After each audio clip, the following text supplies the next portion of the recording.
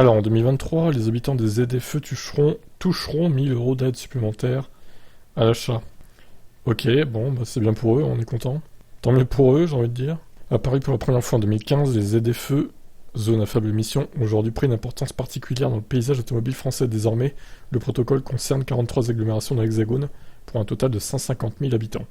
Une mesure qui vise donc à réduire le bilan carbone et au transport de la population en incitant cette dernière à se séparer de son vieux véhicule polluant. Mais la chose n'est pas forcément aisée pour tout le monde. La voiture électrique, très clairement mise en avant par le gouvernement ces dernières années, reste un investissement conséquent pour que tous les ménages ne peuvent pas se permettre.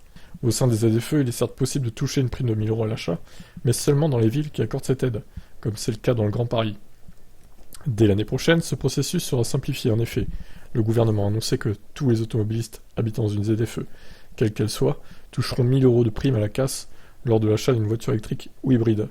Cette nouveauté s'ajoute ainsi à une autre mesure prévue pour l'année prochaine, à savoir le prêt à taux zéro, qui permettra de financer le reste de la facture une fois toutes les aides versées.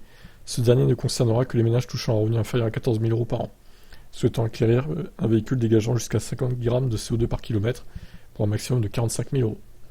Le bouquet d'aide de l'État va donc s'étouffer encore un peu plus d'ici quelques mois. Rappelons que le bonus écologique est récemment passé de 6 000 à 7 000 €.